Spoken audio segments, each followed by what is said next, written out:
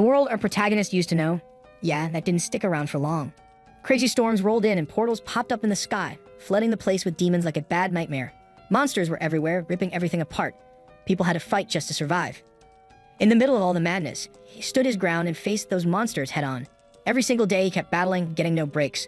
Weeks turned into months, and by the time a full year rolled around, he wasn't just hanging in there. He was tougher, sharper, and more dangerous than ever. Then came 10 long years, and guess what? He was still out there, sword in hand, taking down anything that crawled out of those portals. He never threw in the towel. But everything changed when this crazy powerful beast showed up and took our hero down without breaking a sweat. They looked at him like he was a joke and told him to just give up since the world he was trying to save was already toast. The hero figured this monster was the one pulling the strings behind all the chaos. The beast called his strength useless and told him to become its weapon. The hero straight up refused and laughed right in its face. Even though he was hurt, the hero charged at the beast, attacking it with everything he had. The fight got intense as they exchanged blows. He kept trying to block the monster's brutal hits, fighting with all the stubbornness in him, but the beast was way stronger and effortlessly blocked every attack. The monster declared that no matter how hard the hero fought, he'd always be weak against such immense power. Our hero took a brutal hit that he just couldn't handle. He got knocked down hard and struggled to get back up but kept pushing through. The beast showed off its overwhelming power, launching a devastating attack that wrecked everything around it. After a rough battle, our hero finally crumpled to his knees, totally spent and beaten. Meanwhile, the monster stood tall, glaring at him, knowing he was out of the fight. Then the hero noticed a strange glowing pendant on the beast's chest. Ignoring the pain, he jumped up and struck with everything he had. The monster, not backing down, countered with a ferocious attack. The hero hit the ground, feeling the pain, but he saw the pendant starting to crack and glow intensely from his previous strike. The monster let out a furious roar, hurling insults at the hero. As the hero struggled to his feet, the pendant shattered and the monster screamed, panicking and begging for it to stop. Suddenly, the monster's body began to fade away, leaving behind a brilliant light that lit up the whole area. The hero lay there, hurt and surrounded by destruction. His eyes began to close as he looked up at the sky, whispering about how beautiful it was, especially with a meteor streaking across. The scene switched to a young boy casually walking through a modern city in simple clothes. A big sign warned about a Class B Namsen gate, telling civilians not to enter and asking heroes to register their ID. The boy kept walking, ignoring the warnings for civilians to stay back. He made his way to Yongsan and Seoul and stopped in front of a tall building. Out of nowhere, he leaped with amazing speed, easily clearing the wall. As he landed, an alarm blared, alerting everyone about an unregistered entry. The boy walked into a big green area inside the gate, looking around like he was completely unfazed by the alarm. A voice called out from a distance, and a group dressed in official gear approached him, asking if he was lost. The leader, unsure of what just happened, invited the boy to join them as they walked away. The boy just stood there, saying nothing. One girl pointed out that his clothes made him look like an average guy, not a hero. Another teased him about being a luggage carrier. They all ended up laughing and suggesting he was just a baggage carrier left behind by the real heroes, but they seemed uncertain. The young boy replied that he got where they were coming from but had just arrived and wasn't planning on leaving anytime soon. One of them laughed, saying he had told the others the guy was careless and got left behind. The leader mentioned he'd seen many like him and knew how they thought. He advised the boy to not be reckless and to start with a lower-level gate since real battles were way different from what you see online. He also suggested getting a hero license and passing the test first, mentioning that Namsen Gate was ranked C, recommending F-rank gates instead. But the young boy shot back, saying he got their good intentions but wasn't thankful for their concern. The group fell silent, surprised by his blunt and challenging response, but the leader told them to chill. Eventually, they shrugged him off, figuring someone like him would have to learn the hard way. As the boy remembered the leader's warning about gate dangers, a huge orc appeared right behind him, ready to attack. But the boy stood confidently, not even bothering to turn around. As the threat loomed, his eyes turned golden yellow, and he calmly muttered that he'd waited 10 years for this moment. The young boy's extraordinary ability and unexpected reaction take the monster aback. Then the young boy launches a head strike that beheads the orc's head with a single strike. The beast falls dead to the ground, its blood spreading across the area. After killing the monster, the young boy says nothing has changed from his memories. He still feels that same surge of strength and determination as he stands in the aftermath of the quick battle, smoke swirling around him. He picks up the fallen weapon and examines it quietly, considering what he should do next. Turning to the monster's lifeless body, he notices a glowing gate emerging from its wound. Inside, he finds a low-grade magic stone and takes a moment to pick it up. He remembers how he used to overlook these kinds of things, but now he sees them in a whole new light. Just then, he senses something off and tenses up as heavy footsteps draw nearer. A gang of big, tough monsters shows up, ready to attack. The young boy reacts with lightning speed, dodging their first blow and countering by hurling the stone at one of the orcs, cleanly taking its head off. He charges ahead boldly as the monsters come at him, unafraid. Meanwhile, the group is walking away clueless about what's going down behind them. One girl glances back, thinking about the brash boy, and wonders if he's alright. She asks if he might end up getting killed, which surprises her teammate. The leader reassures them that if he's an intruder, the control center will be on him in no time. Control Center agents are already on their way since a rank C gate like Namzen needs someone B rank or higher to deal with it. The leader tells the team the boy will be fine if he avoids fighting, and everyone agrees. One of them jokes that the cocky kid is probably quaking in his boots, just waiting for someone to come to his rescue. But the boy keeps fighting bravely, throwing powerful punches and moving fast. He dodges their attacks and strikes back with skill, leaving the monsters bewildered and outmatched. He leaps up and takes down a monster with a surprise hit, finishing it off in one go. Blood spills onto the ground among the other defeated monsters. Feeling pretty good about himself, he thinks he scored 3 magic stones and throws his bag over his shoulder, ready to keep going. Not a bad haul, he figures, with 12 low-grade stones and 16 below-average ones. As he's lost in thought, an agent from the control center shouts at him from a distance, telling him to follow. He turns around, curious about what they want. A few uniformed agents step in closer and say they need proof that he's a registered hero, otherwise he'll have to go with them. He rolls his eyes, skeptical about whether they're actually from the control center at all. One agent insists he needs to comply immediately. Getting irritated with their persistence, he snaps back that they're really getting on his nerves. The agents tense up, and one tells a fellow agent to fetch some cuffs to restrain him if necessary. They warn him that if he doesn't cooperate, they might have to use force. One agent grabs his arm while another warns him that if he gets hurt resisting, it's on him, urging him to come along quietly. He easily shakes off the agent's grip, leaving them stunned by his strength. Glancing at them with a cold stare, he tells them to back off and leave him alone. The agents charge in, pulling out special batons and activating a 4th-rank magic seal to try and restrain him. He thinks it might work on orcs, but it definitely won't stop him. In a flash, he takes down one of the agents, making him scream in pain. He turns to the others and warns them to back off if they don't want to get hurt. The agents just won't back down and go for another attack, but our hero brushes them off with a simple defensive stance.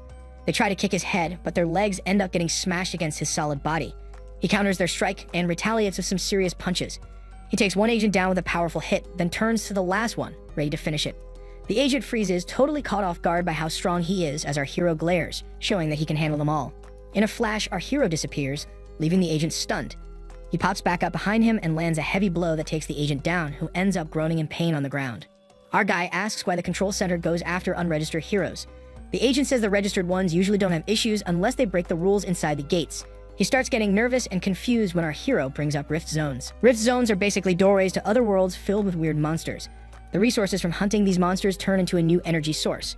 Places fully controlled by the government are called gates, while the unstable and untouched areas are rift zones. Our hero asks if the agents will keep hunting him down for entering the gates without permission. The scared agent admits it's true and explains that any unregistered hero sets off an alert, sending agents to chase after them. He warns that rift zones are trickier to get into than gates, and that the Hero Association won't overlook any breaches. But our hero stays cool and collected, not worried about the warning. The agent gets angry, wishing he'd reported our hero sooner, and calls him insane and dangerous. Before he can do anything, our hero grabs his face and slams him hard into the ground. He looks down with disdain and calls him worthless. As the agent struggles to get back up, he screams in anger, promising to kill our hero next time. The scene shifts in his mind, showing a distorted image of someone screaming. He hears a voice full of suffering and feels himself fading, pulled into something unknown. He starts to wonder if this is death. He sees his former self clearly before entering this body. Floating in the air, he stares at it, surrounded by strange light as if caught between sky and earth. The figure calmly asks him for his name. He says it's Siudojin and feels like he's on the verge of death. If his wish is granted, he'll fade away peacefully, no hassle. But his body refuses the request, leaving him confused. It says the boy has no attachment to life. After struggling for 10 years, he's been betrayed by someone he trusted. His country is gone, and he's lost friends and family. It speaks sadly about a life that feels useless, no matter how much he tries. It asks if he feels the same way. Dojin responds that he just hopes the families left behind will end up like him, even if his own life is a mess. His older self lets out a sigh and asks what he really wants in simple terms. Dojin puts a hand on his chest and mentions it's something he hasn't shared yet. The scene shifts to the Gas and Digital Complex in Seoul, now called the Hero Complex, where Gate product shops have taken over 8 companies. Dojin walks down the busy street and stops in front of a shop, wondering if this is the right place for his next move. At a shop where he usually buys mana stones, a young clerk greets him with the usual welcome.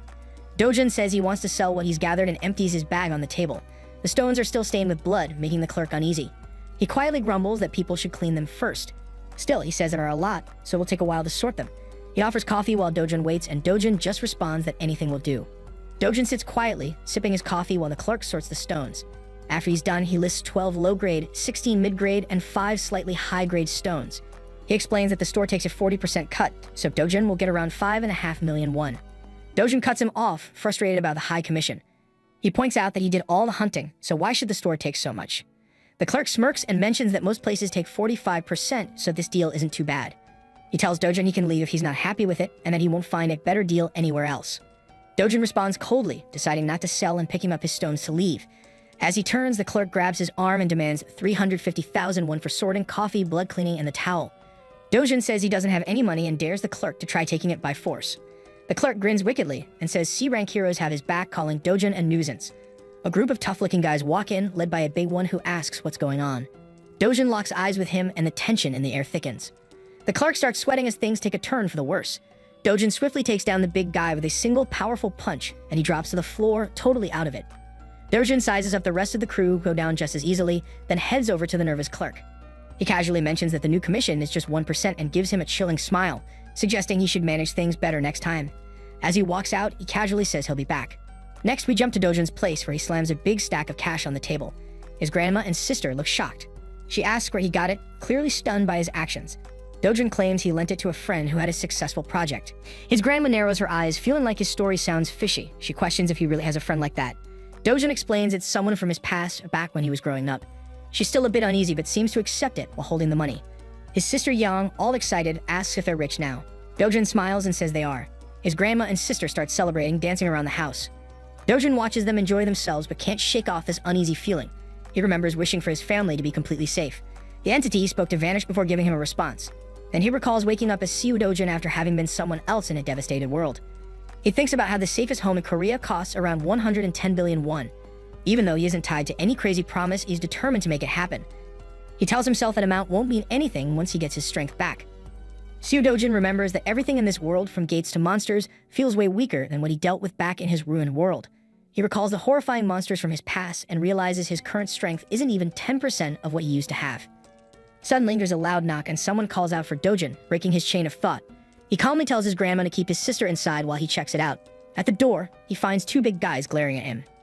They demand Siu Dojun repay a huge debt, claiming he owes 48 million won. Dojun quickly puts together that they're collectors after the money the original Siu Dojun borrowed for his grandma's hospital bills. The debt has ballooned and they insist he hand over all the cash he just got from the gate, as per their contract.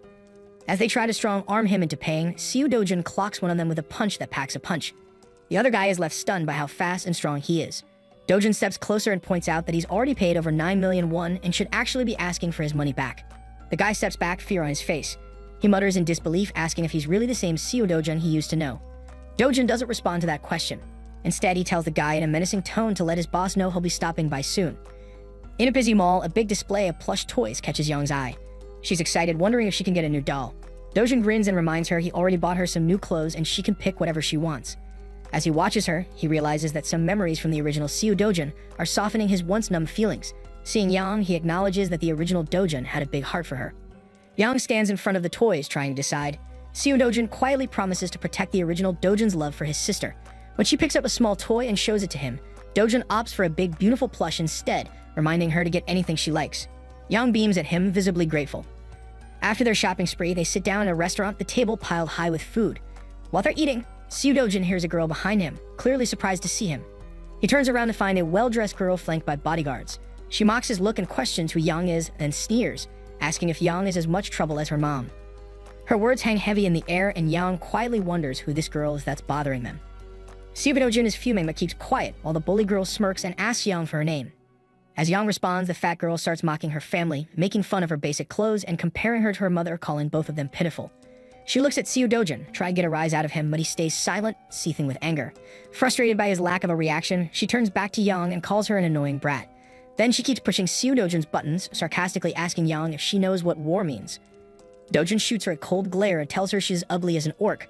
Stunned, she asks if she heard him right, but he continues to glare at her fiercely. As this goes down, Dojun flashes back to his tough past, growing up in extreme poverty, losing his mom at 7 and moving in with a father who didn't care about him at all. After years of neglect and rejection, he finally gets kicked out and ends up living with his grandmother and half-sister Yang, whom he's never met before. Feeling a wave of sadness, Dojun wonders how the original Siu Dojun put up with all this garbage in silence, but he decides it's time for things to change. Turning to the arrogant girl with newfound confidence, he lets her know that living with her for 12 years repulses him. He calls her a mess for her looks, her nasty attitude, and cluelessness. He points out that she's just jealous of nicer, prettier girls and has a major inferiority complex. He tells her she's never going to be better than Yang, who actually cares about her brother's struggles. The girl glares at him, shocked, and then screams, demanding to know what he just said. A calm, smooth voice chimes in, saying it's been a while, and a confident woman steps forward. The girl rushes over to her, teary-eyed as she complains about what Dojin said. The mom snaps at her to cut it out and stop acting like a drama queen. She turns to Dojin with a gentle tone, asking if he's okay. She tells him he should come by sometimes, even if he's busy. Inside, Dojin is boiling with anger at the hypocrisy of the woman who did him wrong for 12 years. She keeps provoking him, acting like she cares about him and his well-being. Dojin shoots her a glare and tells her their past doesn't give her the right to meddle in his life. He tells her to get out of his sight. Feeling humiliated, she storms off, fuming with anger. As she leaves, she can't help but wonder if this is the same Siu Dojin who used to stay quiet, even when he was getting hurt. Her daughter rushes after her, asking her to wait. In the meantime, Dojin tells Young it's time to go, and she nods in agreement. He thinks to himself that the old Siu Dojin is done for, and hopes his enemies realize that soon. Meanwhile, as the car speeds away with the woman, her daughter, and the guards, the girl is still yelling angrily, insisting that Siu Dojin should be punished. She keeps going on to her mom, asking if she even knows what Siu Dojin said, but her mom ignores her, coldly calling out to one of the guards. She asks why Siu Dojin is still alive. The guard, looking nervous, replies that the report says Kang Cholwoo left him in the rift zone. The mother loses her temper, shouting that Siu Dojin was supposed to be dead and demanding to know how he's still breathing. The guard apologizes quickly, promising to check again. The girl is in total shock and asks her mom what she means by saying Dojin is dead. Her mom just stays quiet and brushes her off. Stunned, the girl yells, asking if her mom really tried to kill him. Still rattled, she wonders if her mom still has feelings for him. But then her mom blows up, grabbing her face and threatening her not to get involved again. She insists it's her problem and she'll handle it herself. She screams that she doesn't have any feelings for him. The daughter is scared and can't say a word. Inside, the mom is seething with anger, swearing that Siu Dojin thinks he can challenge her, even though he's just a worthless, illegitimate kid. She's decided to make him vanish, no matter what it takes. 10 years back, rift zones started popping up all over, and they unleashed a wave of totally savage monsters that went on a killing spree. The world went into chaos, but everything changed when some heroes showed up to fight back.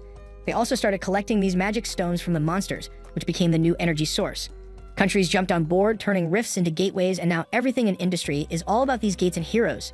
Basically, if you want to cash in these days, you've got to be a hero. Our guy hops out of his taxi and arrives at ACS Capital.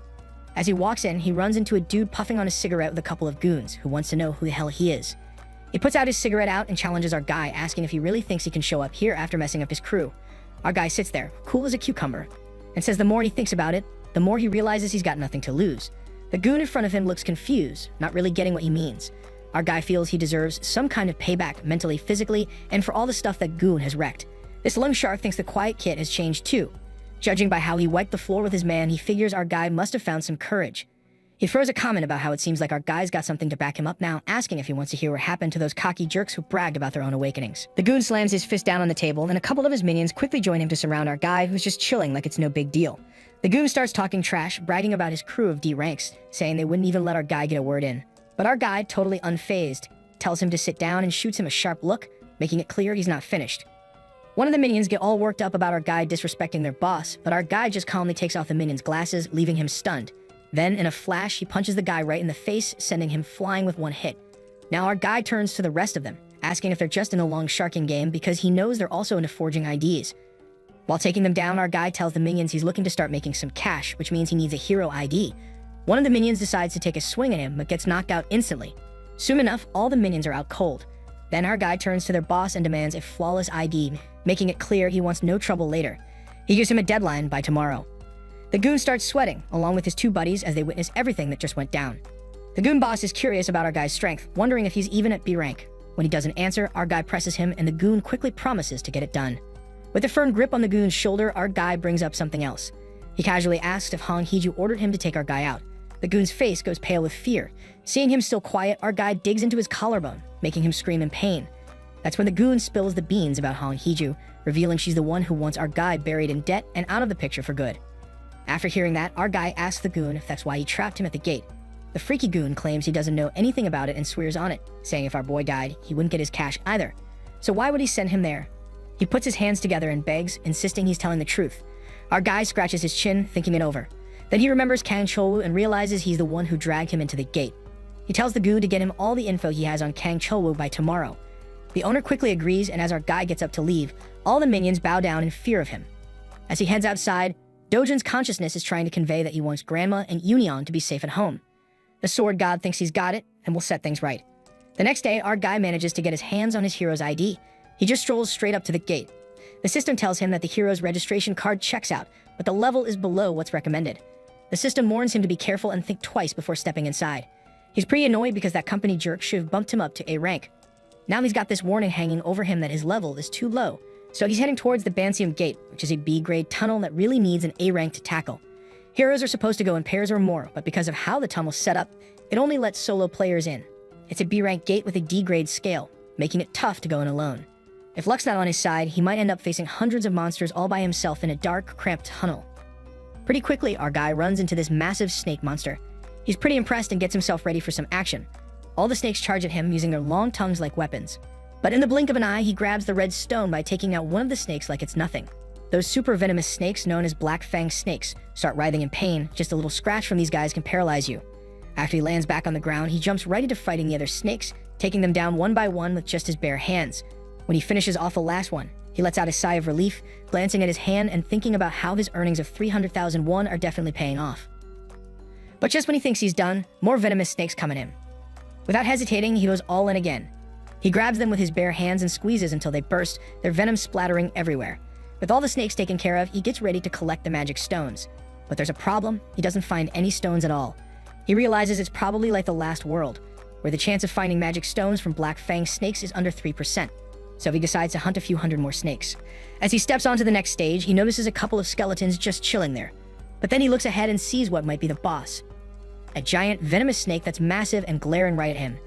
Feeling a bit lost, he figures it's time to throw down, so he drops his backpack and jumps at the snake, aiming to take it out with one punch. He lands a solid hit, but to his surprise, it doesn't do anything at all. Instead, the snake retaliates and slams him against the wall with its tail.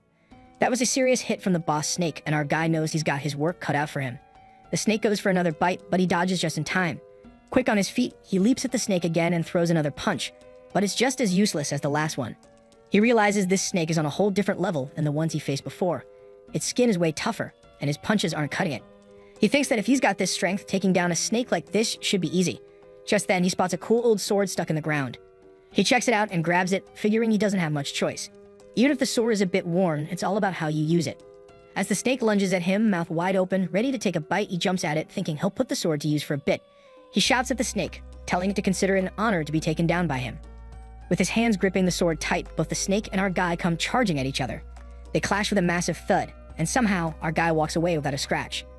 In the end, the poor snake passes out, but our guy's sword snaps in the process, which could have been a total disaster. He then looks at the snake's lifeless body and digs his hands right into it, finding something that resembles a half-finished sword. He figures it might just need a little sharpening to be useful. He thinks it's still better than a Namsen gate and feels a bit relieved. Deciding it's time to head back, he realizes that if a B-rank gate took this much effort, it's probably time to focus on restoring his strength. Honestly, he's just glad his old comrades didn't see him like this. The scene shifts to a guy who's cashing in some magic stones. The cashier, the same dude who got his ass kicked, tells him the commission is still 40%, just like always. The guy raises an eyebrow and asks if that's a bit steep, wondering if he can snag a discount since he's a regular. The cashier explains that the commission stays at 40% because they don't keep transaction records, which means no taxes for the customers. With this setup, it's an easy, clean deal. The guy shrugs and collects his cash without complaining, but he can't help but ask what happened to the cashier's face. The cashier just brushes it off, saying some crazy guy came in and took out their guards. The guy smirks, pointing out that the cashier must have let their guard down over some C-rank punk. He suggests focusing on skills instead of ranks, since those ranks are just for bureaucrats, and it doesn't mean everyone with the same rank has the same skill. As he rambles on about how the guards compare to regular hunters hunting monsters, the cashier can't help but think this guy is annoying. As he turns to leave, he casually tells the cashier that they're not strangers and to reach out whenever. But just then, someone walks by and it's the same guy cashing in some stones again. The cashier starts freaking out and yells at that random dude, letting him know it's the guy who messed him up. That random guy notices that our guy has just a pretty face and starts to wonder if he's stirred up some trouble. He shouts over, asking if our guy is the one who made a scene and how a guy who calls himself a hero could hit an innocent civilian. The poor cashier thinks this new buddy is a seasoned hero with 7 years under his belt and knows a bunch of other heroes. But our guy just coolly tells random guy to mind his own business and scram. This catches the veteran hero off guard, and our guy teases him, asking if he's planning to get back at him or something. The veteran clenches his fist, looking annoyed, but then it hits him. Most heroes don't get taken out by monsters. It's usually because they're beefing with each other. Finally, out of all the clueless minions, this one actually has some brains. He just shrugs everything off, saying he's busy and just walks away. The poor cashier is left totally baffled by it all. Then our guy turns to him and asks if he's got a lot of complaints about him. Next thing you know, he throws a bag full of mana stones at him and tells him to figure out the total. The cashier can't believe they're high-grade mana stones and starts wondering who our guy really is. After doing the math, he tells our guy it adds up to about 150 million won. Our guy, who thought he'd make bank from hunting all day, isn't too pleased with just 150 million. so he tells the cashier to bring him the money. The poor cashier, shaking with fear, keeps bringing up the commission again. But this time, our guy feels relieved when he realizes it's only 1%. He tells the cashier to get 148.5 million won. The cashier is seriously considering punching our guy because he thinks the commission is actually 40% and wonders if our guy even gets it. But instead, he says that for transactions over 100 million, he needs to get approval from his boss. Our guy just says to go ahead and get that approval right now. The cashier calls up his boss and explains what's going on. In the meantime, our guy grabs the phone from him and asks the boss if he's listening, demanding they bring out the money. The boss says he understands but just wants the cashier back on the line. Our guy calmly tries to hand the phone back, but it ends up smashing against the wall. Then he tells the cashier that the boss agreed and they need to get the money. The poor cashier brings a bunch of cash for our guy, who just grabs it and strolls out of the shop, casually saying he'll catch a good deal next time too. But for the cashier, it's anything but a good deal. 10 minutes later, the boss shows up, asking why he hasn't been answering calls and about that earlier conversation. The cashier, feeling the pressure, tells his boss he's quitting because he can't take it anymore. The boss notices how beat down the cashier looks and decides to make a call to Jayan, asking her to come over. In the next scene, we see Jayan making her way to the shop, and as she walks in, a bunch of people are gossiping if she's really the Jayan. She gives off this hot witch vibe, and when she steps inside, the cashier freaks out, hardly believing it's actually her. She reassures him it's really her. Turns out, this witch is Korea's 4th S rank and the boss's niece. She's come in because her uncle is dealing with a headache over a hero, and is forcing the sale of mana stones. She gets comfy and wants to hear all the details herself. The scene shifts to our guy in his new house looking like he's meditating. He's thinking that even if he hunts all day, he barely makes 100 million. At this rate, he'll be too late, so he needs to solo hunt an S-rank gate even sooner. The main thing on his mind is regaining his old strength, but the mana around here is pretty scarce. Even if he gathers mana every day, it might take him over 3 years. He figures it'd be great to get some decent gear, but there's hardly anything around, not even any junk equipment. Suddenly, he spots something and rushes to scoop up his sister, getting her inside quick. They close the door and their grandmother asks what's up. Just then, the ground starts shaking like crazy and everyone's wondering if it's an earthquake. Little Yunyong starts screaming, but our guy knows it's not an earthquake. Outside, a bunch of mana rifts are appearing all over the sky, rapidly expanding. It's a massive rift right over his house. His grandmother calls out, asking what's happening, but he tells her to stay put because it's dangerous. He dashes outside, jumping right into the rift without a second thought, while his grandmother and sister shout after him. Meanwhile, at the Seoul Hero Association, everyone's scratching their heads because they just detected a new rift in Mappo. This is the first new rift in 63 days, so the boss tells the team to get in touch with the White Lion Guild since they're closest to the area. He also orders nearby heroes to be dispatched. He checks out the spot where the rift showed up and realizes it's in the backyard of a private house. It hits him that having a civilian or even a hero step into a rift is a big problem. If that happens, no one else can enter until that person leaves. And if they end up dying, it triggers a rampage of monsters for 10 days in the rift area. If that goes down, the whole place is toast. The boss asks who's gone into the rift, and one of his associates says it's actually Dojun, the guy who lives there, and he went in to save his little sister. The boss figures he's just a regular guy, not a hero, and then asks how likely it is that a monster wave will happen. Turns out it's a crazy 99.9%.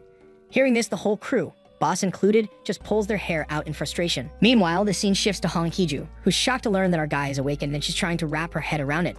Her bald manager tells her he hasn't signed up with the Hero Association yet, but clearly, he woke up during the last gate incident. She starts freaking out, shouting about what that Kang Chowa guy did. She's so mad, saying it would have been better if the manager had just taken him out himself. She's yelling at him, totally furious about why he's making everything so messy. She shouts at the manager, telling him to make sure to inform that Kang Chowa guy that if he doesn't take care of our guy, he'll have to pay back the cash. The manager, sweating, responds that he doesn't think it's necessary to contact Kang Chowa. She pushes him to clarify what he means. The manager explains that a new rift just opened up in Mappo, right by our guy's place. They've also confirmed that our guy went into that rift and the media will be announcing it soon. With this news, he suggests they won't have to deal with that guy anymore, and the manager agrees. But she insists that he keep an eye on things until it's completely settled, and the manager agrees to keep monitoring it. Inside the rift, our guy finds himself in a thick forest that feels oddly familiar. As he looks around, it's hard for him to wrap his head around the fact that this is the same spot he used to hang out in as a kid. The place is full of trees, grass, and that gentle breeze with tons of mana filling the air. Even the sky and clouds look just like he remembers. While exploring, he ends up on one of the paths and starts down it. Before long, he comes across this massive world tree that towers over everything. This isn't just any tree, it's a primordial spirit tree that's packed with super pure mana. He remembers that the last world fell apart because this tree got burned and the mana flow got messed up. Now seeing this tree still standing strong makes him wonder how it survived. He realizes he might be able to tap into the old mana from back then, so he heads inside that gigantic tree. While he's chilling inside that tree, he kicks off some serious meditation, just focusing on his breath, dipping in and out. Days fly by. 1, 2, 3, and he totally loses track of time. forgetting to eat or drink, spending 10 full days just zoning in on his breathing. Out of nowhere, he catches sight of these crazy monsters called Volcana, the same ones that torched the world tree ages ago. He steps outside, sees them, and gets ready for a showdown. He thinks a water elemental sword would have been pretty cool, but as the monster leaps at him, he shrugs it off, ready to smash everything in sight. With that, he reaches out, gathering a ton of mana, and unleashes it on the monster. In no time, he slices one in half using almost all of his mana. What he's really doing is releasing condensed mana in a key form and detonating it. He feels a sense of relief, realizing it's been a while since he let loose like this. The monsters, seeing this, get super angry and start condensing their own mana to shoot at him. But for our guy, their attacks are a joke, and he just brushes them off, coolly announcing that the world tree is safe. Grinning, he figures it's a perfect time to show off his mana skills. As the monsters gather mana spheres for another attack, he leaps forward, snatching the spheres right out of their mouths. Using the condensed mana from his hands, he takes them down hard. By the end of it, the monsters are completely wiped out, leaving only mana stones behind. He turns to the other monsters, saying that once he takes care of them, he should be able to snag the Undying Ember. He remembers it had a pretty high drop rate, so he figures it's worth a shot to see how many drop from these guys.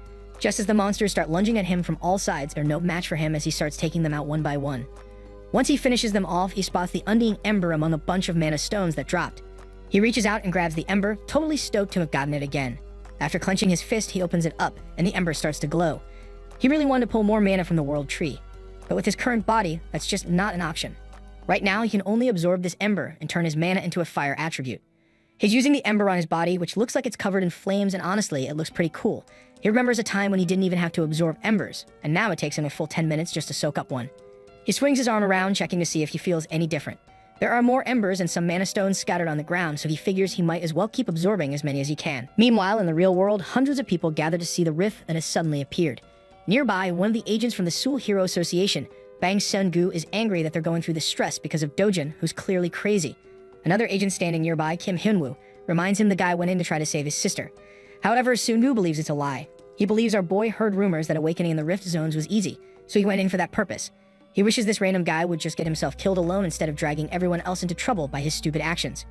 Hyunwoo asks Seung-gu what their boss, Gilma-hyung, said, so Seung-gu hesitantly declares that the boss said to do things according to the manual and wait for the monster wave. Seung-gu wonders why they have to play it by the books, so Hyunwoo explains that rifts occur simultaneously in several parts of the world, which means Gilma-hyung is probably busy because of that. This is the first time this is happening. Regardless, Seung-gu realizes that the heroes from the nearby guild came to manage the situation quickly, but they're the ones who are in trouble because of that useless fool who jumped in. Seung-gu patiently waits for the guy who went in to come out so he can beat the crap out of him. At this point, the news reports that it's been 28 days since this new rift occurred. The Hero Association has also quantified the monster wave at level 1. When they talk about the mysterious ordinary person who stepped in, the loan shark, Hwang Changxiab, who borrowed from Dojin, sees Dojin's face on TV. He confirms with his right-hand man, Kim Eun-gu, and it turns out to be truly Dojin. Changxiab asks Eun-gu if he thinks it's likely that the bastard can come back alive, so Changxiab says our boy has less than a 1% chance if he's an ordinary person. However, Changxiab laughs that the Hero Association fools are misinformed when they rank Dojin as an ordinary person. Right next to him are the guys that Dojin pummeled. Changxiab asks Eun-gu if he thinks Dojin can return if he's an awakened one, so Eun-gu confesses that it would depend on his level. Since it's hard to make a judgment, Eun-gu believes that making it through a rift is much more than just being a good fighter. Confused by the remark, Eun-gu asks his boss what his plan is. With an evil grin, Changxiab says they'll sell his family's organs if he dies or put his family in debt on the basis of taking care of him if he comes back. Meanwhile, inside the world tree, our boy keeps absorbing energy and he doesn't know how much time has passed. At this point, he's absorbed hundreds of the unquenchable ember, and he can use fire mana whenever he wishes. Because of this process, he's become highly resistant to fire attacks. Considering only this increase in his fire attribute, one could say this is a much better state compared to when he was the sword god. Soon after, our boy steps out of the tree and covers it up. He thanks the world tree and goes ahead to pick up the red gems he got from slaying the volcano monsters. As he leaves, he realizes he may never get to see the world tree again. However, he promises the tree to be there to protect it regardless of the cost if they ever meet again, and it's in danger. Soon after, our boy steps out of the rift onto the street. He notices that there seems to be no activity within a 1-kilometer radius, so he wonders if everyone had evacuated because they were afraid of the monster wave. Still looking around, he senses a stronger presence in a particular direction, so he chases after it. After following the aura, he ends up behind Hyunwoo and Seung-gu, who are just chilling out. From their clothing, he can tell they're the same type of agents he encountered at the last gate he went to. It's clear that it's going to be trouble if he gets caught. To create a distraction, our boy generates a fire and launches it a few meters away, causing a huge explosion. The sound catches the attention of the men, so they rush to investigate. When they reach there, they find a building on fire with a crowd gathered outside it. When they reach there, Seung-gu wonders how the heck a fire randomly just started here. Meanwhile, our boy tries to escape, and he's impressed by how precise the targeting properties of his fire are. He remembers a comrade of his named Tusk, the continent's strongest fire mage from his world, and figures that he would have been impressed by this fire skill as well. Suddenly, something occurs to Hyunwoo, and he mentions that the rift seems strange. Not long after, the rift begins to thin out, so the men frantically rush there. Right before their eyes, the rift begins to disappear. Our boy notices but continues moving away. The next morning, the news spread abroad that the new rift that appeared in Mappo had disappeared in the early hours of the morning. This happened precisely 29 days after Dojin entered the rift area. Apparently, the Hero Association had been expecting a wave of monsters, but is shocked by the rift's disappearance. However, they plan to conduct a deep investigation to unearth what happened. The news also reports the unexpected fire that broke out near the rift at a local junkyard. The folks hearing the news speculate that Dojin must have died after entering the rift, and some of them believe it's what he deserves, since it's common sense to stay away from rifts. While they're chatting, they don't know that Dojin is nearby, camouflaged in a hoodie. One of the men corrects the previous guy for speaking so terribly about someone that had died, but the previous guy stands on his point that Seoul would have been set ablaze if that rift hadn't closed on its own. Our boy looks at them disdainfully but only walks past them. He wonders if he'll ever get to see the World Tree again since the rift has disappeared. Moreover, he recalls that there's still something he needs to protect. Our guy heads to Yeongdeungpo ECS capital, the base of the loan shark. Inside the buildings, some of the guys chat about how they're going to rough up the old lady and the kids since the bastard Dojun is dead. They're certain their boss will drain out 10 times the value from Dojun's family. The perverts even begin to talk about how decent the little girl can turn out when she grows up so they can use her for business. Suddenly, our guy calls their attention and asks them where their boss is. Not long after, Chang Saab shows up in the shop while humming some tunes and combing his hair like the fine man that he is. He gives a hearty laugh, certain that our boy is long dead and he can now rest. He asks Eun-gu what's on his schedule for the day, and he's told that he has lunch with a CEO named Buck. Since his evening is free, he asks Eun-gu to contact a certain Madam King to let her know he'll be coming that night to have fun with the new girls. When they climb the stairs, they're met by one of their huge underlings, who is being thrown several feet in the air. Before Chang Sao can say anything, he's kicked to the ground. Our boy towers over him and tells him to crawl towards him like a dog. As Chang Sao shivers, our guy takes his seat and waits for him. Dojin repeats his instruction, so Chang Sao is forced to crawl towards him like a dog. As if that's not enough, the Dojin tells him to bark because a fool like him doesn't deserve to be treated like a human. He angrily tells Chang Saab to bark like a dog, and the CDO is forced to bark like he ordered him to. After frantically barking for some time, the underlings are forced to turn their backs so as not to witness the humiliating scene. Regardless, our boy forces him to bark louder. Eventually, Dojin tells Chang Saab that he knows he always pretends to be submissive, but he's always ready to stab in the back once he can find a way. He asks Chang Saab if he thinks it's the first time he's dealt with scoundrels like him, so Chang Saab begins to plead that he spare him. He even promises to be loyal like a dog. However, our boy tells him to shut his pee hole and punches him in the face. The punch sends the poor man flying backwards, writhing in pain as blood covers his face. Dojin calls for the bastard wearing glasses, referring to Eun-gu, and tells him he's the new boss of the establishment from now on. He tells Eun-gu not to serve under a piece of crap like this and recalls that it's not a big deal for their organization to take out their higher-ups. Our boy tells Eun-gu he has the permission to perform a coup, but Eun-gu pleads with him that his boss has deep connections, which would trigger an alarm. Instead, Eun-gu pleads that our guy spare his boss just this once. Annoyed, Dojin asks Eun-gu why he's thinking so slowly when he can just lock Chang Saab in a barrel and throw him into the water or crush him in a junkyard, since that's the kind of stuff they do. When he realizes they're hesitant to do it, our boy suggests that he throw them all into a gate so monsters can feed on them. Scared as hell, Chang Saab begs to be spared and promises to work hard like a dog forever. He pleads profusely, and it makes our guy hesitate. Even though he knows cutting off Chang Saab would make things more efficient here, he becomes hesitant and begins to worry that he's gotten soft. Eventually, he agrees to spare Chang Saab and offers him his hand for a handshake. Chang Saab gladly receives his hand, excited that he's being spared. He doesn't expect what comes next as our boy envelops his hand in flames. While roasting his hand, our guy reminds him he only has one more chance to be a good boy, then he rips off his charred hand. Our guy just walks away as Chang Saab lies there screaming in pain. Before he leaves, he lets them know that they'll all end up dead if any of his family members get even a scratch on them. Now they're posed with the task of protecting his family all the days of their lives, even from external attacks. Based on official reports, Dojin has vanished along with Terror Rift, so everyone believes he's dead. However, our guy heads out with his little sister, Yang, to go grab a bite. After reading on the news that he's dead, he realizes that revealing that he's still alive would only cause more problems for him. He plans to get Chang Saab to help him find a new place to stay soon, so he'll have to keep his head down for a while.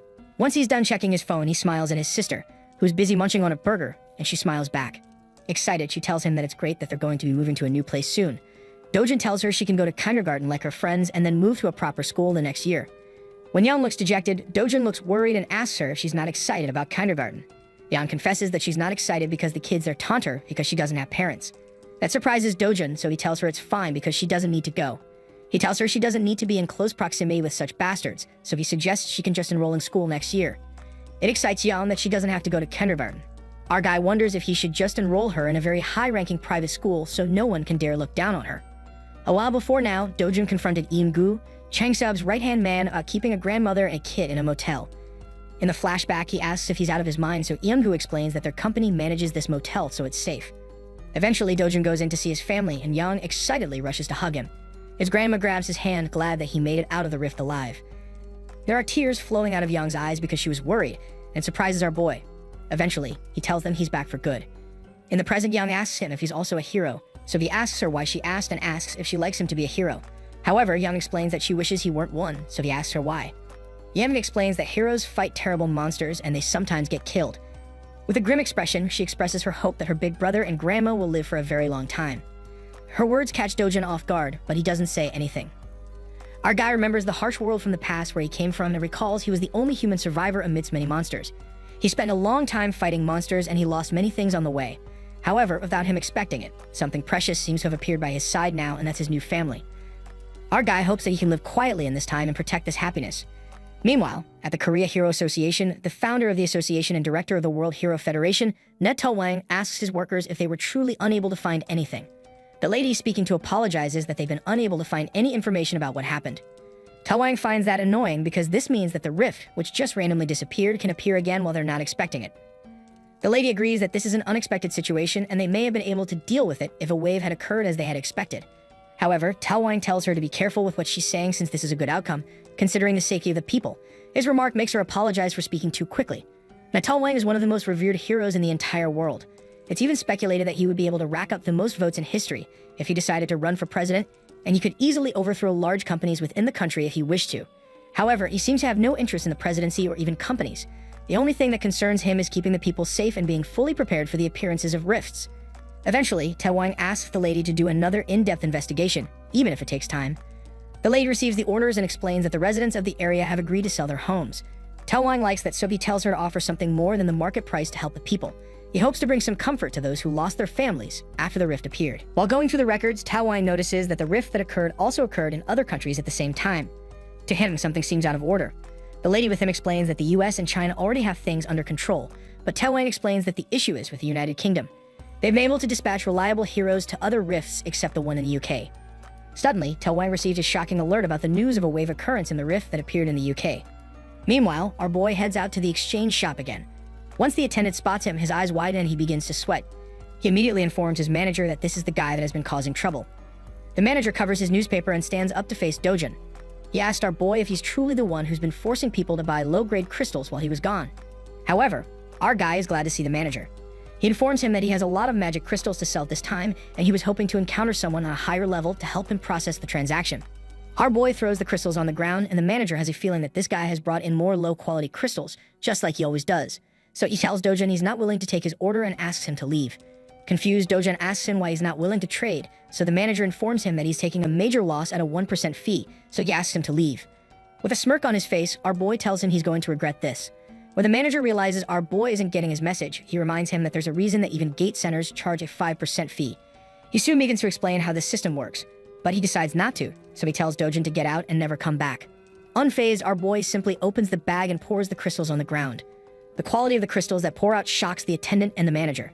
The manager quickly spots one of the crystals that looks like something called a hero's magic crystal. That crystal is of legendary rank and is worthy of an infinite price, so he wonders how this random guy is able to get his hands on it. However, our boy tells him it's okay if he doesn't want it. The story behind the hero's magic crystal comes from when a Mexican drug lord named Querzman was breaking up magic crystals to manufacture drugs. In the process, the power of the crystal awakened Querzman as a hero. Ever since, this strange crystal has been an important item in the world of awakening heroes and helping them increase their mana. The crystal is a great source of rare energy and is really high tier. Both men stare at him in shock, so Dojun tells them to help him pack it back so he can leave. However, the manager becomes really sweaty and begins to refer to Dojun as his customer. This time, he asks our boy to take a seat and wait for a short while. The attendant soon begins cleaning up the crystals while Dojun enjoys an ice-cold drink. Shortly after, the manager asks our boy if the 0.5% deal he's proposing isn't too overboard. So our boy tells him he can refuse the offer if he wants, but the manager apologizes that he was just curious.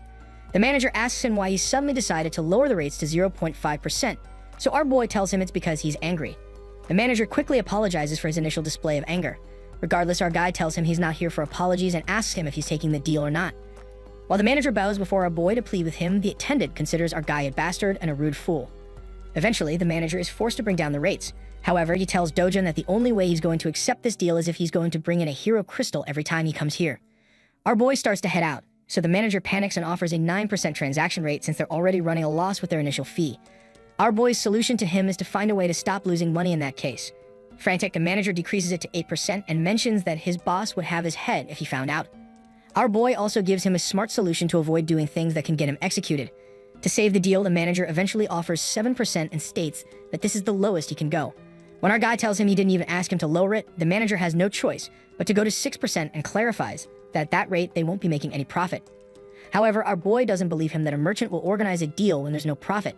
The attendant keeps watching them go back and forth until our guy tells the manager that he'll generously settle for 1% because he respects their relationship.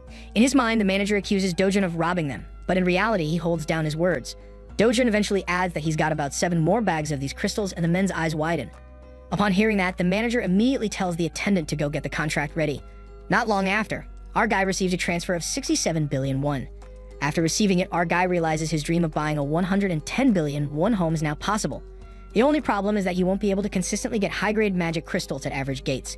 He hopes that he can find a way to move freely through the zones where the rifts appear. Suddenly, a message is sent across from the Ministry of Foreign Affairs about a wave outbreak in the long southern region of the UK. The message advises those who are traveling and touring to change their plans immediately.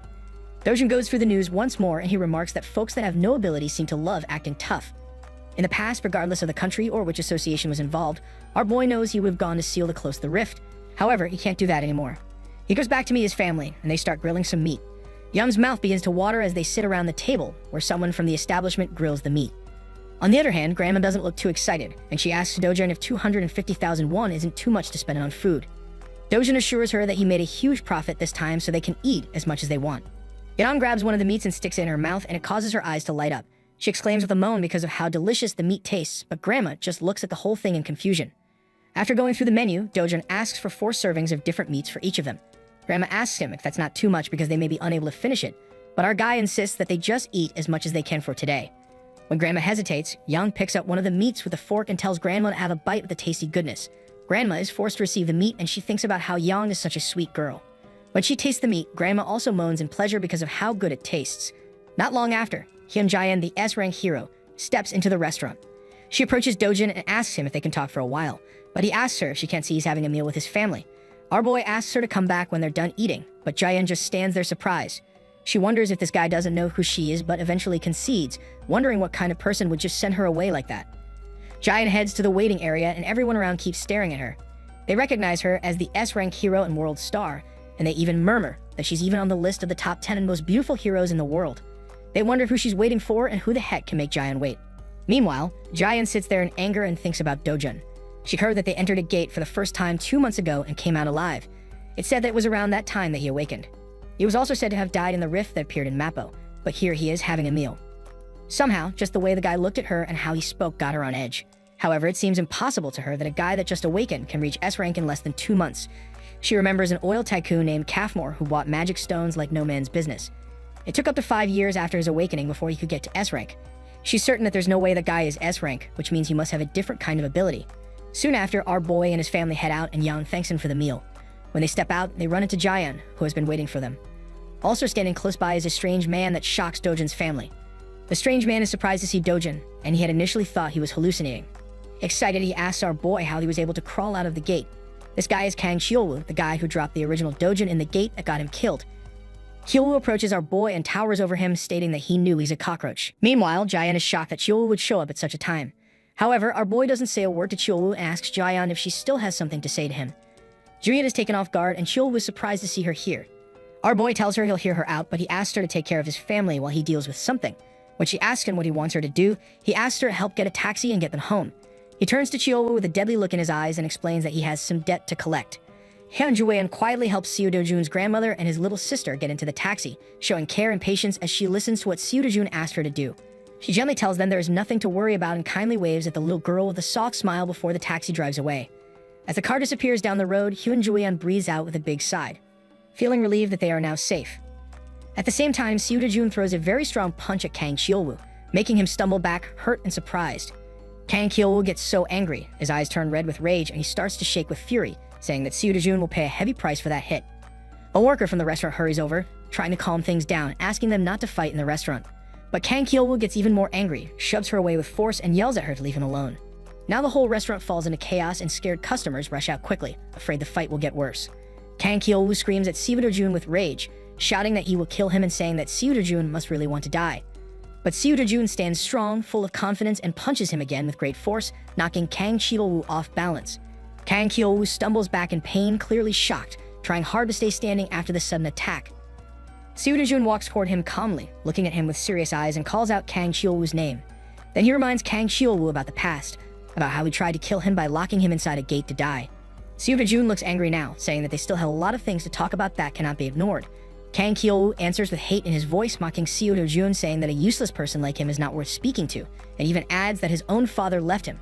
Seo Dejun gives him a cold smile, and Kang Cheol-woo's eyes narrow with anger as he asks if it was his stepmother Hong Hae-ju who told Seo Dejun to kill him. Then Seo Dejun pulls out his phone and begins to record everything, telling Kang Cheol-woo to repeat his words clearly. But Kang Cheol-woo shouts in rage and refuses, yelling that he will never say that again. Kang Cheol-woo loses control and screams something terrible about Seo Dejun's mother, calling her a shameful woman. He runs at Seo Dejun with wild anger, ready to attack and hurt him badly. But Seo Dejun blocks the attack with ease and calm power, using his awakened mana to strike back with huge strength. The hit sends Kang Cheol-woo flying and he lands hard, too shocked to understand how his attack was stopped so easily. Seo Dejun rushes at him again with great speed, not giving him any chance to fight back. The fight becomes more intense, but Kang Cheol-woo can't keep up and Seo Dejun keeps landing powerful hits again and again. The restaurant falls deeper into chaos as another worker grabs a phone, hands shaking, and tries to call the police.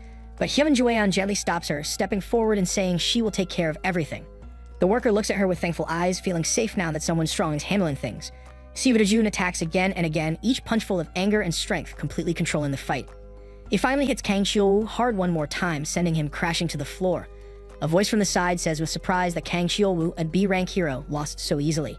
Hyun-joyeon thinks that maybe Seo Dejun is A rank now, but even then, he shouldn't be strong enough to be a B rank this easily. From far away, Hyun-joyeon calls out to Seo Dejun as he walks calmly toward Kang Cheol-woo again. She watches him closely and tells him in a low voice that if he keeps going like this, he might die.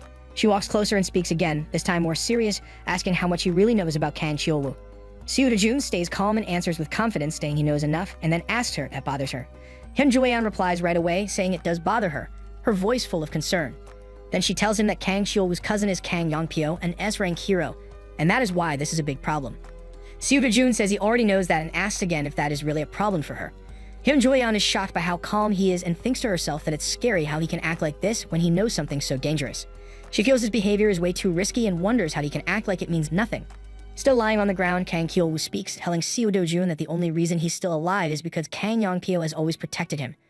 He says Seo Dejun is acting recklessly and warns him that going against Kang Yongpyo means choosing to die. Hyun-joyeon looks at Seo Dejun and asks if he is really not afraid of Kang Yongpyo at all.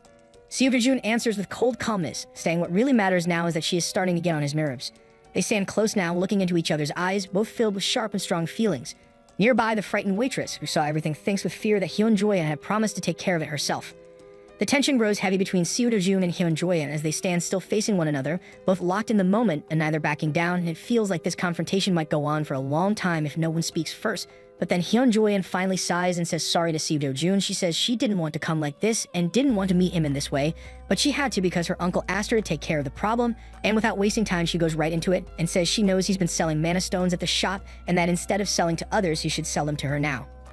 Seo Dejun stares at her and coldly asks how much money she's ready to give for them, no emotion in his voice, just blunt and sharp words, and Hyun-joyeon quickly answers that she will buy however many he has, no matter how big or small the amount is. Seo Dejun gives a slight mocking smile and says that sounds very good to him, and Hyun-joyeon stands tall and tells him with pride that the money of an S-rank hero is more than he could ever imagine, and as Kang Cheol-woo stays lying hurt on the ground, Seo Dejun calmly says he doesn't mind the deal but only if one simple condition is met first, so Hyun-joyeon asks what the condition is. Seo Dejun answers in a cool and sure voice, saying the condition should be hard, especially if it's Hyun-joyeon who's going to take care of it. Suddenly, the scene cuts and a loud crash is heard as a cup breaks on the floor. Seo Dejun's stepmother is screaming in anger, her face full of fear and disbelief, yelling that he was supposed to be dead. She can't believe he survived the new rift, and the panic in her eyes shows that this was never meant to happen. In another part of the city, a second cup falls and shatters as a bald man stands frozen in shock and stutters out an apology, saying even the Hero Association thought Seo-jun was dead. Seo-jun's stepmother is shaking with rage now, screaming at her staff and throwing things, shouting that she doesn't want to hear excuses, only answers and demands to know what they're going to do to fix everything. But the man in front of her hesitates nervously before saying he has something to report. He finally tells her that Kang Cheol-woo was completely beaten by Seo-jun, and her eyes widen in disbelief as she cries out loud that Kang Cheol-woo, that fool, actually let this happen, and now things are much worse. She starts to think hard and tells herself that if her husband or father-in-law finds out, there will be serious trouble. But even then, she tries to calm herself and says she'll find a way to handle it before it explodes out of control. She paces with panic and starts shouting again, saying if this spreads to the media, it could crash the stock market, and then yells at her staff to shut down everything now, control the press, cut all online communication, and the first step is to cut contact with the police right away. One of her employees steps up and tells her that they already silenced both the press and the police, and for a moment, Seo-jun's stepmother relaxes a little, then tells the man named President Lee that he did well, but he softly warns her that these actions won't last forever and the truth could still come out. President Lee steps closer and tells her something even worse. Kang Cheol-woo's cousin is none other than Kang Yong-pyo, and her eyes go wide as she stands up fast and asks if he really means that same Kang Yong-pyo, the S-rank hero. She remembers how people used to say Kang Yong-pyo disown Kang Cheol-woo because of his behavior, but now she learns that Cheol-woo was just doing the ugly jobs that Kang Yong-pyo didn't want his name on. President Lee explains that now that Kang Cheol-woo has been seen in public like this, even Kang Yong-pyo won't want his name tied to it, so he's probably already making moves to erase any connection. Seo-jun's stepmother tells President Lee to set up a meeting with Kang Yong-pyo immediately, and President Lee nods, understanding the danger. Then she asks if it's true that HC Capital, led by Hwang Chang-sub, turned against them and is helping Seo-jun's family, and President Lee tells her that's true. Her anger flares up again, and she shouts that Hwang Chang-sub will pay for siding with Seo-jun's family instead of staying loyal to her, and she orders him to get Prosecutor Park on the phone right away.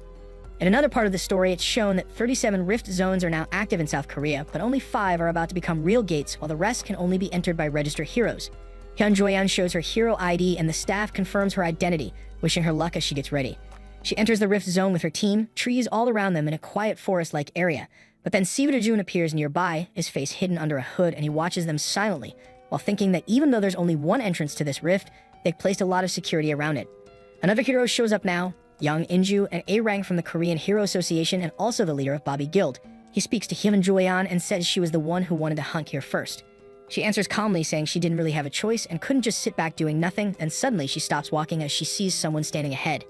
It's Seo-jun again, now in their path, waiting for them, and Hyun Joyeon remembers when he told her earlier he had one simple condition to enter the rift, and if she accepted it, he would sell her all the stones he gets on her terms. Hyun Joyeon stands there thinking hard, wondering if Seo-jun really came to this dangerous place just to gather mana stones, thinking it's insane. But in the end, she reminds herself that she still needs those stones no matter what reason he has for coming. As her group walks deeper into the zone, which feels calm and green, Young In-ju asks her who that person was, and Hyun Joyeon coldly replies that he's just someone she knows. Young In-ju teases her a little and asks if he's really just someone she knows or maybe even her boyfriend, trying to joke, but Hyun Joyeon looks annoyed and answers firmly that it's not like that at all. She says she just owed him a favor and wanted to repay it. Young In-ju is surprised and asks again, wondering how someone like Hyun Joyeon, an S-rank hero, could ever owe anyone anything, but Hyun Joyeon cuts the talk short and says it's something like that and doesn't want to explain more. Suddenly, one of the team members tenses up and looks around, feeling something strange nearby, and Seo-jun also turns his head slowly, sensing the same thing with perfect calm. All at once, giant monsters that look like huge flying birds swoop down from the sky without warning, attacking the group in a terrifying surprise, and Young In-ju screams when she sees them, calling them Caucastrians, a type of very dangerous monster. Hyun Joyeon reacts fast and takes command of the team, yelling out orders with strength and focus, telling Young In-ju and Seo-jun to get into defensive positions quickly, while shouting at Jungho to guard their lower side. The battle begins fast and wild as Seo-jun jumps high into the air, showing amazing power and speed as he goes straight toward one of the monsters. Everyone around him is stunned, watching how he fights with such skill and strength that they can hardly believe their eyes, and in the middle of all this, Hyun Joyeon shouts his name out loud, Seo-jun, as the rest of the group watches in awe. Hyun Joyeon quickly starts giving commands to her team with sharp focus, telling Jin, Ho, and Dong to take the sides while asking another to guard the lower path. Seo-jun dashes toward a nearby monster, his eyes shining with power and the thrill of battle. The monster lunges at him with violence, but Seo-jun stops the attack with his sheer strength. Flames begin to swirl around his hand, monoflames signaling the buildup of a fierce blow. Then, without pause, he strikes. The explosion shakes the ground, roaring with power. Smoke rises and silence falls as Hyun Joyeon and her team stand frozen, unable to look away from what just happened. Seo-jun walks calmly to the collapsed beast, standing tall and sure, like someone born to do this. One of the team members stares at the massive creature and asks in awe if it truly died from just one hit. but Seo Dejun answers in a steady voice, saying the monster isn't dead yet. He charges again and delivers the final crushing blow, making sure the beast will not rise. His teammates, even Hyun Joyeon, can't hide the shock and tension written across their faces. Yang Inju steps back and asks, still trying to make sense of it all, who Seo Dejun really is. Hyun Joyeon stumbles with her answer, flustered, and says he's just a strong human, but Yang Inju protests with frustration, saying that no normal human could beat a Cocastrian in one hit. Hyun Joyeon gives a sarcastic smirk and says even she could handle a monster like that easily, but Yang Inju doesn't accept it, pointing out how the monster didn't even manage to dodge a single strike. Her words are full of emotion and disbelief. Hyun Joyeon's face tightens, the tension growing as her sister continues talking about how powerful Seo Dejun is. In silence, Joyeon watches him, her thoughts heavy, wondering quietly who this man really is. Then, with clear seriousness, Hyun Joyeon tells Yang Inju that their original plan has changed. She turns to her team and says they're going straight to the heart of the area now. Meanwhile, Seo Dejun sits before the fallen beast, cutting its body with a knife, making it clear that he won't share the rewards with anyone who didn't help in the fight. Hyun Joyeon calmly responds that she had no plan to ask for anything anyway. Then, with firm words, she tells him that someone with his abilities doesn't belong in a place like this. She looks at him in the full confidence, asks if he wants to go deeper into the rift with her. Seo Dejun simply smiles and says it sounds fun. Hyun Joyeon steps forward and tells him she knows the layout of the place well, offering him a safe path if he's willing to follow. Without another word, she dashes ahead into the forest at high speed, moving like a streak through the trees. Seo Dejun watches her from where he stands, eyes following her as she vanishes into the distance. He stays still, thoughtful, then suddenly takes off running in the same direction, his pace fast and smooth. At the same time, elsewhere in the forest, another group of hunters is under surprise attack. Their screams echo in the trees as confusion spreads. Hyun Joyeon continues moving like lightning, faster than anyone around her, cutting through the woods like wind. The scene changes to yet another hunting group. One of them asks Yang Inju, the guild leader, if they're going to move too. She asks him back if he thinks he can keep up with the others, and he answers honestly that he doesn't think so. Yang Inju turns to her team and says they're background characters today, telling them to keep hunting like usual. But deep down, she feels a heavy sadness, thinking that even as an A-rank hero, she still feels like nothing when compared to S-rank hunters like Hyuno Yan. Her thoughts drift further, admitting to herself that the same goes for Hyun Joyeon. And for that man as well. Hyun Joyeon keeps running at incredible speed, wondering if she should slow down a little. But just then, Seo Dejun races past her like a bullet, overtaking her with ease. She gasps, stunned, her expression full of disbelief. Thoughts race through her head as she wonders how he passed her so easily, especially when she's known as one of Korea's top 3 fastest heroes. Seo Dejun turns his head and smiles, telling her she's slower than he expected. He adds in a teasing tone that she looked like she was running to get away from him. Hyun Joyeon yells back, annoyed and confused, asking who is even trying to get rid of who. Her face burns with frustration and embarrassment as she thinks to herself that she never did anything like that. Seo Dejun stops for a moment to look ahead, while Joyeon struggles to catch her breath. Far off in the distance, a giant mountain rises into the sky, and Seo Dejun's face shows clear interest in what lies there. Hyun Joyeon notices where he's looking and nervously asks what he's thinking. She explains in a serious tone that the place he's staring at holds the boss of the rift, Kassarian, a beast that looks like a giant pterosaur nearly 20 meters long. She speaks firmly, telling him that fighting Kassarian is out of the question, that it takes at least 3 S-rank heroes to take it down. But Seo Dejun ignores everything she says and asks one simple thing. Does the monster have a high-grade E-class mana stone? Hyun Joyeon says yes, it does, and then suddenly realizes what he's thinking. She turns pale and asks quickly if he's really planning to fight it. Her voice rises as she tells him she didn't bring him here to act so recklessly. But Seo Dejun gives no response, already rushing ahead at full speed straight toward the mountain. Hyun Joyeon screams in shock and fear, trying to understand what he could possibly be thinking. Her whole body shakes with fear, and she tries to run after him, yelling for him to stop. But Seo Dejun doesn't listen. He moves faster than ever, his goal locked in. The final image is of a massive mountain standing tall and mysterious, hiding what lies deep within its shadows. Moments later, Hyun Joyeon stops in her tracks, stunned and filled with confusion as she tries to grasp what just happened, overwhelmed by Seo Dejun's unbelievable speed and strength, her eyes shifting to the fallen body of the boss monster Kassarian lying defeated on the ground. Shock and astonishment flood her face as she realizes that the massive beast Kassarian was taken down so easily by Seo Dejun, her mind flashing back to the terrible power the monster holds.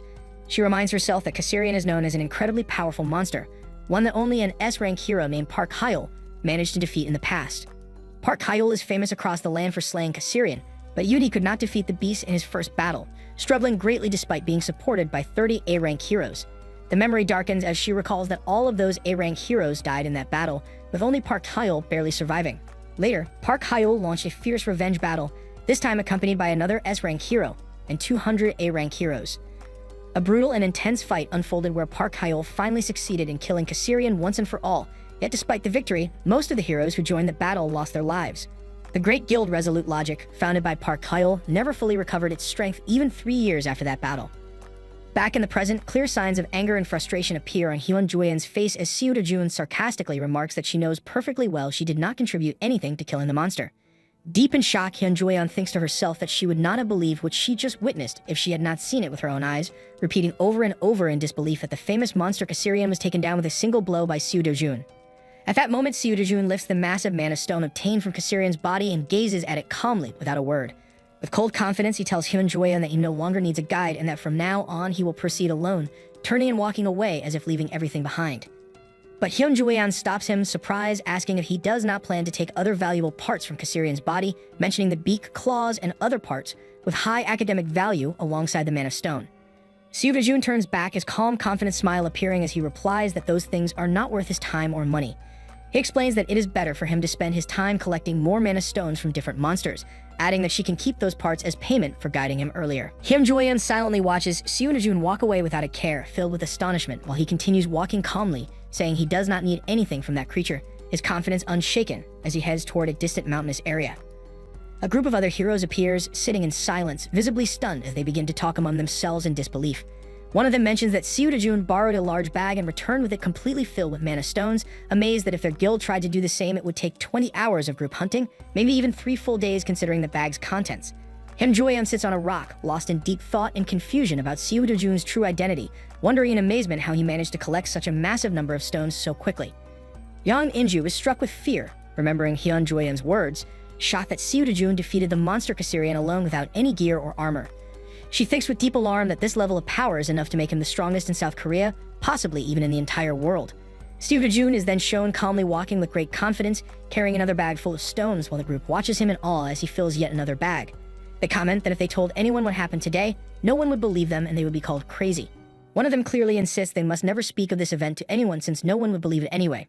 From a distance, the team sees Seo Do-jun and Hyun Jueyan talking to each other, but they cannot hear the conversation. The team begins discussing the nature of Seo Do-jun and Hyun Jueyan's relationship, wondering if there is something romantic between them. One member remarks that any man standing next to Hyun Jueyan must be that handsome, calling them an incredibly attractive pair. Yang In-ju starts thinking deeply, telling herself it would be strange if their relationship was just a passing connection, adding she is surprised Seo Do-jun treats Hyun Jueyan so casually as if she were just a normal person and wonders how anyone dares to speak to her like that. Suddenly, Seo Do-jun walks over and hands Hyun Jueyan one of the bags filled with mana stones. Hyun Jueyan is taken back by his action, staring at him in shock as he walks away without saying a single word. Yang In-ju, in utter surprise, asks the teen why Seo Do-jun left so suddenly without even saying goodbye. Hyun Jueyan, still stunned, confirms that he really did leave without speaking. Yang In-ju then asks about the bags Seo Do-jun left behind and whether he really gave them all away. Hyun Jueyan begins explaining what happened exactly, saying that when she told Seo Do-jun he would become incredibly famous if word got out that he defeated Caesarion, he replied that he was not interested in fame and told her to handle it herself. The entire team reacts with visible shock and disbelief upon hearing this. Yang In-ju, utterly baffled, asks what kind of person Seo Do-jun really is. Hyun Jueyan remains silent, staring off into the distance once again, wondering deeply about Seo Do-jun. The scene shifts to Park Hyul delivering powerful, repeated strikes to a sandbag with all his might, screaming with a tremendous force that reflects his fierce determination. He charges forward with intense energy and lands an extremely strong punch, causing a massive explosion that shakes the training grounds. After the exhausting session, Park Hyul appears utterly drained and furious, prompting one of the onlookers to comment on his bad state. Park Hyul is introduced as an S-rank hero within the Korean Hero Association and the leader of a guild called Sweet Life. At that moment, a man in a formal suit approaches him, urging him to calm down and reminding him of the saying about the frog that crouches the longest jumping the farthest. The man explains that patience during tough times will only increase Park Hyul's fame and reputation. Park Hyul agrees, declaring his intention to make everyone who underestimated him pay dearly. The man assures him that as his power builds gradually, it will eventually explode, and when that day comes, everyone will kneel before him. He adds that no one understands better than Park Hyul how to defeat the monster Caesarion and smiles, saying Park Hyul will go down in history as the hero who defeated Caesarion with the smallest possible team, hinting that the Hero Association might grant him exclusive rights to hunt the beast. Park Hyul laughs confidently, affirming that he truly knows best how to defeat the monster. He looks at an old group photo, reminding himself that his guild has become much weaker over the past 3 years. But he continues speaking with unwavering confidence, claiming that he remains the only one capable of defeating that giant flying monster. The man smiles and agrees that no one else can do it but Park Hyul. The story shifts to another location, showing a large building along with some files and photos, where the name Seo Do-jun is mentioned. A man named Kang Yong-pyo, another S-rank hero in the Korean Hero Association and cousin of Kang Cheol-woo, holds the documents and asks curiously if they are about Seo Do-jun.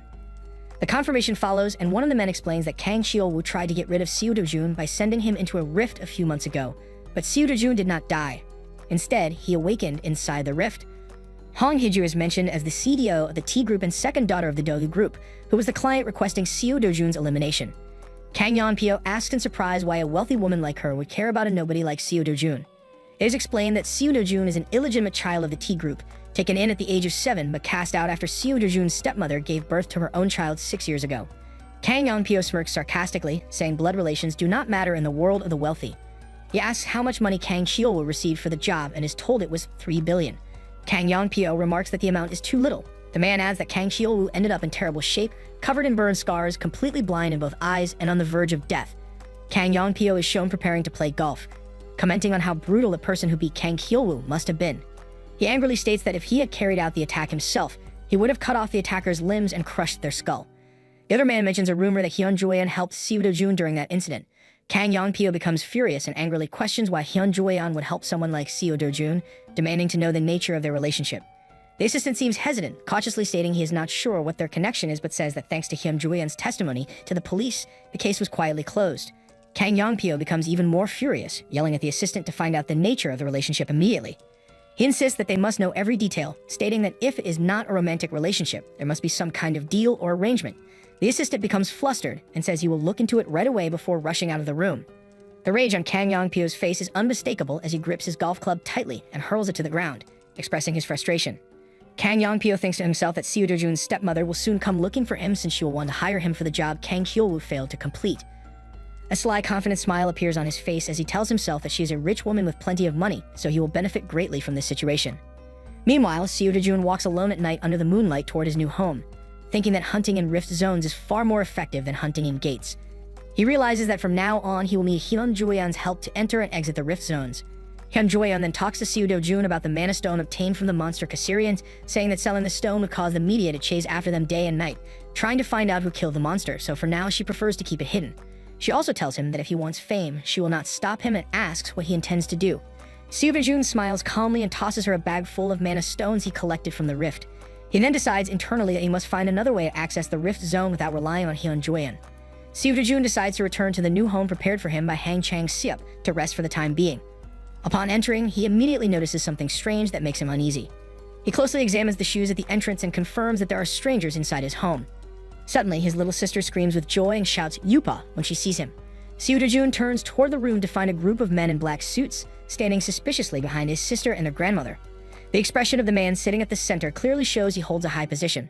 Seo Do-jun's sister runs toward him at full speed and clings tightly to him, repeatedly calling him out with visible fear. Seo Do-jun calmly and cautiously asks the men who they are and what they are doing there. The seated man calmly introduces himself as Prosecutor Park Cha-yang from the Sewell District Prosecutor's Office and asks Seo Do-jun if he knows someone named Hang Chang-seop. Seo Do-jun remains silent and tense while his sister clings to him in fear.